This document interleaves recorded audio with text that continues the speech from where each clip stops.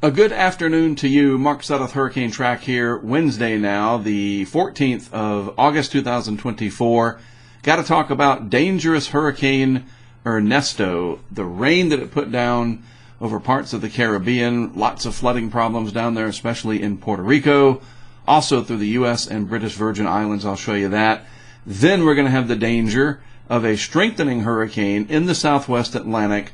And I know that this does not appear that it is going to affect the United States directly, but I'm telling you, the big waves that this thing is going to generate, those are going to head towards the coastline, and those are going to be dangerous for those that don't know how to handle them. So we're going to have to deal with that in the coming days. There's a lot to unpack here with Ernesto as it makes its way across the western Atlantic there, and then probably going to affect Bermuda directly, and maybe the Canadian Maritimes, Atlantic Canada. We'll have to see about that. So let's take a look. Thanks for joining me. Here's what we got. Satellite animation this afternoon. Here is Ernesto, a hurricane now, Category 1. This is the first trough that's going to erode that ridge that's allowed it to gain some latitude here. And it did so coming through the islands with quite the fanfare over the last 12 to 14 hours or so. Very heavy rainfall, flash flooding through these areas, especially in Puerto Rico. Lots of people without power. Ernesto now in the Atlantic, north of the Caribbean, and it should start to strengthen quite steadily over the next several days with a track that should get it really close to, if not over Bermuda, which is right here, and then somewhere in this vicinity beyond that. But along that path there, however it takes it, we are going to have the risk of some big waves that are going to come out towards the U.S. and the islands down here, Atlantic Canada as well, and that is going to pose the threat of rip currents later on. And rip currents do kill people. That is the number one priority of all of us here at the HurricaneTrack community, whether we're talking about hurricanes or other high impact, even low impact, severe weather. Whatever it is, we want to make sure you are aware and keep you alive, because if you're not alive, you can't watch these videos, right? Absolutely. Let's look at it as a selfish reason for me. I want you to see these videos, so I got to keep you alive to do so. Seriously, though, the swells that this is going to generate, I cannot overemphasize it enough. You know, I got to beat that drum loud. They're going to be headed towards the U.S. We're going to be getting into the weekend, into early next week, just before school starts back for a lot of people. They might want to have a few more days down at the beach, and these rip currents that are going to be coming will be a big problem. We will address that more and more, especially as we get rip current statements and things like that. I do expect at some point the National Hurricane Center will start to mention these, if they haven't already, in their bullet points there that they put in with their key messaging. All right, so this is what it looks like from afar. A few other things to point out. Rather innocuous tropical wave or monsoon trough disturbance or whatever, intertropical convergence zone disturbance. Lots of Saharan dust still coming off up here. Rather potent wave of low pressure on the southern side of all of that dustiness and dry air. Gulf of Mexico, northwestern and western Caribbean, nice and clear. So no worries out there. The biggest concern, of course, will be Ernesto. Here's what it looks like zoomed in. Maybe that's the start of an eye trying to show up right there, possibly. Hard to say for sure. That's why we do have recon flights in and out of this system. We will be watching it over the next few days as it gets into an area that is quite favorable for development overall. The water temperatures are very warm, as we've talked about a lot over the last, I don't know why that's there, the last several months. Those water temperatures being so warm compared to the average will help to fuel this all the way, as I speculated it might yesterday, become a Category 3. And it wasn't hard to see that. I mean, the modeling was pretty robust overall. The bigger environmental parameters were suggesting to me that this would become a Category 3, and I still think that it'll peak out. Remember what I said yesterday? Hope you wrote it down. I said 120 miles per hour. And that might even be conservative. We'll see about that. Because remember, ladies and gentlemen, intensity forecasting is the least skillful part of this science. A lot can happen with intensity that the computer models just can't grasp. We can over-forecast. Something is supposed to be stronger, and it never measures up. But more often than not, these hurricanes are under-forecast.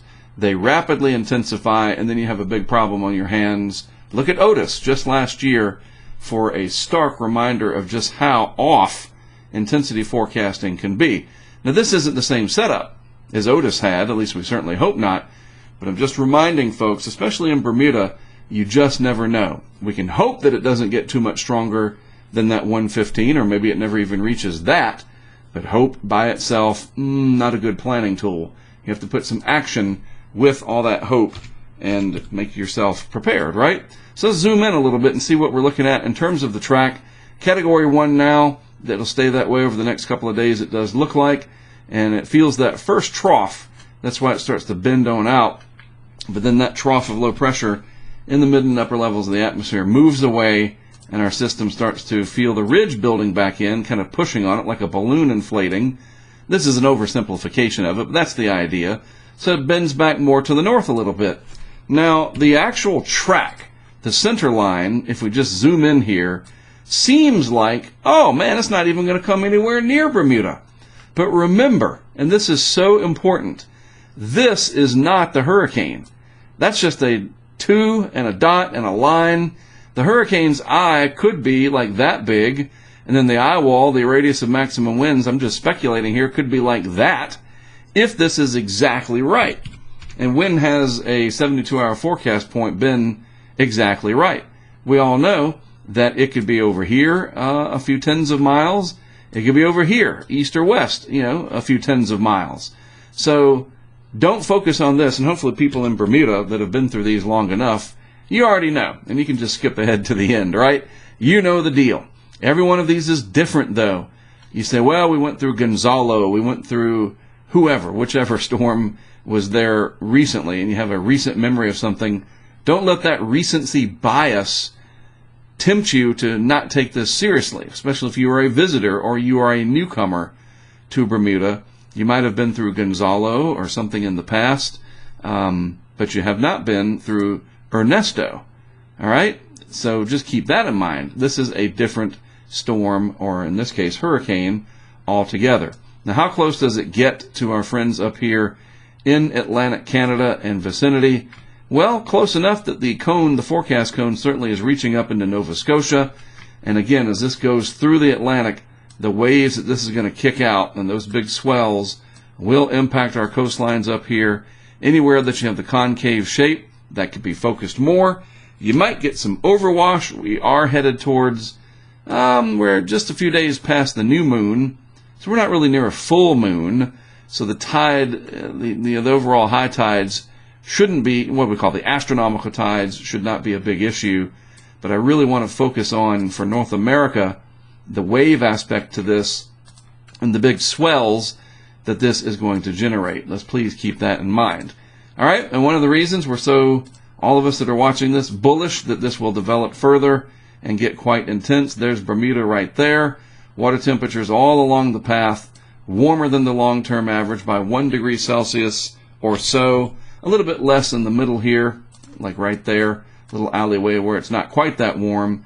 But boy, once you get closer to Bermuda, we're getting closer to 2 degrees Celsius warmer than the long-term average, which I believe is, 30 years, something like that.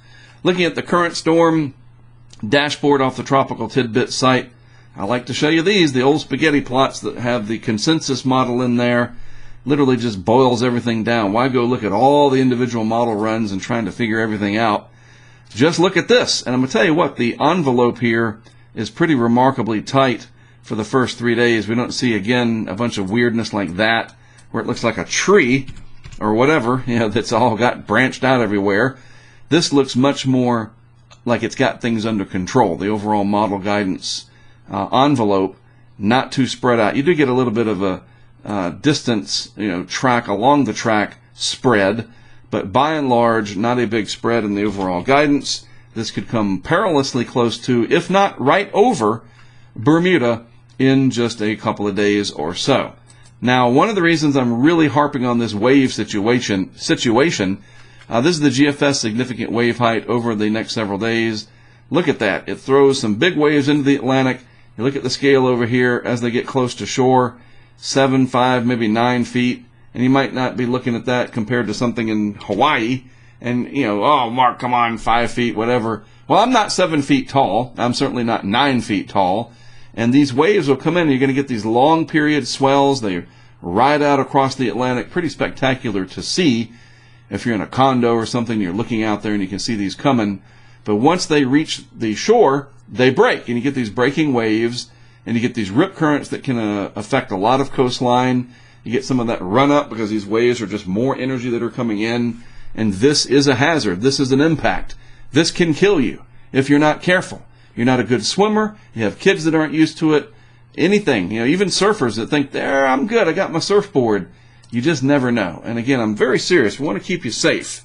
Absolutely keep you safe. Enjoy the Atlantic. Enjoy the waves. Sure. But respect it and understand that this is a hazard. And you can check out the weather.gov website. I'll show you that to you here more in detail in just a minute. But check that out for local information. Again, I'll leave you with that thought as we start to close up today's video. Looking at one of the hurricane models, this is the HWRF, the Hurricane Weather Research Forecast model. Seems to do pretty well handling Ernesto, gets it down into easily Category 3 intensity, and then brings it really close to Bermuda right there. There's Bermuda. It looks like a fish hook sitting out there trying to catch those hurricanes, I guess. And at least according to the HWRF, Bermuda would just about be in the eye on Saturday afternoon. And with all that being said, and with the other models, the consensus, all the National Hurricane Center official forecast, all that being the case, I'm going. One of my colleagues is going to join me. His name is Mike Cornelius. He helps with a lot of our back-end stuff. He and I are going to fly out tomorrow from the United States and head over to Bermuda. And we're going to take our new Starlink system with us so that we can have live coverage while we're there. Very often, we'll do several hits with Fox Weather, of course. I'll be able to post on our Patreon, on our Discord, on Twitter, on YouTube. And if we're really lucky and that Starlink works through that, and that's one of the things I really want to test, is the new Starlink Mini. I should have brought it in here. It looks like a little iPad Pro. It's tiny. It really is. And you can literally power it with one of our power bank batteries. Don't need a big generator or anything like that. Yeah, you can power it off of one of our batteries. We've done it. We've tested it. But we haven't tested it in the eye wall of a hurricane. And I'm curious to see if the constellation that SpaceX has put up there and in low Earth orbit is enough that we can get a good signal out. And if we do get in the eye, would that signal improve? So this is going to be a heck of a test. So there's a big reason to go just for that. And if it does work, once we get into the bands, especially in the potential eye wall, that'll tell us a lot about how we can use Starlink here in the United States. And we're really kind of looking forward to that. And of course, we're going to take a few pressure sensors, several of our GoPros, and from time to time we will have some live video going. But a majority of this is going to be posting videos on our various social media platforms. All right? So there you go. Cat's out of the bag. We're going. Flights are booked. We're headed to Bermuda tomorrow. We'll be there tomorrow afternoon. So it goes on by, Ernesto does, and stays pretty strong up there in the North Atlantic, feeling the colder water at this point. And you can start to just see the outer portions here of Atlantic Canada. And we'll just have to see how close we get with this. Hopefully not any closer, and hopefully, there's that word hope, right? Hopefully it'll stay well offshore. But remember, the swells, the big waves, those are going to be problematic as well. This is what it looks like on the GFS from the wind profile. And this shows you, it looks like a pretty formidable hurricane there. You see that little curve it does? First trough gets it, but then the ridge tries to build back in just a little bit. Nevertheless, though, a pretty substantial amount of confidence that this is going to just take off like that into the Atlantic. Not much ridging to build it back westward towards New England or to imply a direct threat to the Canadian Maritimes. Not impossible. Look, you can even see the eye in there. Pretty remarkable that the computer models can simulate that. Not remarkable if you're underneath it, of course, but that's why we're going to go. We're going to study it, get some vitals from it, give some of that information to the Bermuda Weather Service. We know a few people over there, and we'll be working with them. This will be an interesting road trip, so to speak, to Bermuda, even though we'll be taking planes, obviously. The Euro, the latest Euro, this is your 24-hour incremental Euro, at least on the Tropical Tidbit site. We don't have the 3-hour Euro, but that's fine. It shows the same kind of thing. Deepening hurricane, very close to Bermuda. Bermuda would be right there where my pointer is in the eastern eye wall. And we're only talking about 10 or 20 miles difference, and depending on how large the eye is, you get a much larger radius of maximum winds, and that is a large hurricane in the model.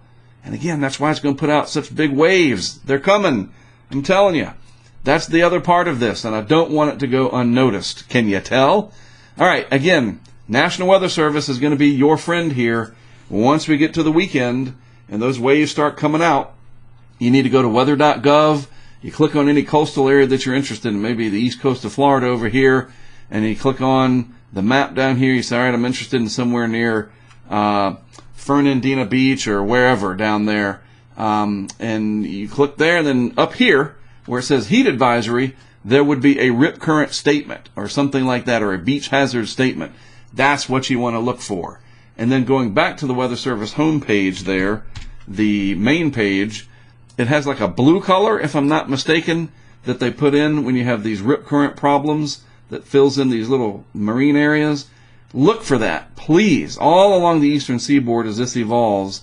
I tell you what, again, part of it's because my wife and some of my older children are in medicine or rescue or emergency medicine or all the above, and they see it. They see the people come in with neck and back injuries, and unfortunately they have seen the people that came in that didn't make it. And it's all because of rip currents from a distant hurricane. We just can't keep that, you can't block it and say, it's not hitting the United States, I don't have to worry about it. So that's why I'm like a dad here. I am a dad. Got to harp on it and keep people safe, all right? Hey, look, thanks for following along. Don't forget, we are on YouTube. That's where most of you watch this, obviously. Subscribe to the channel, hit the notification button, check out all the different stuff we've got. From documentaries, we got a couple of self-produced documentaries in here. The Hurricane Highway seasonal stuff, going back and looking at past seasons. We've got our educational Hurricane U. And if you look hard enough and you search within our HurricaneTrack realm, we do have some 360 VR stuff as well. Some hail stuff from this year. Hurricane Zeta, Z-E-T-A, right, from 2020. That's on VR. So if you got one of those VR headsets, go to our YouTube channel and search Zeta or HurricaneTrack Hail. It's all in there, and it's really, really cool. We're going to be doing more and more of that 360 VR stuff in the coming months and years because more and more people are going to have a way to view it. But yeah, we're on the YouTube there. We're on Twitter. I know it's called something else, but to me, it's always Twitter. And Instagram. I'm going to post some stuff on Instagram as well. And then, sometimes on Facebook. Whatever. Facebook's more personal for me. But anyway, the bottom line is, I appreciate you tuning in. We all do at the HurricaneTrack community. I leave in the morning, try to get an update done before I head out, and then it's time to head to Bermuda and an encounter with Hurricane Ernesto. From all of us at HurricaneTrack, I'm Mark Sutta. Thanks for watching. I'll talk to you again tomorrow morning before I depart.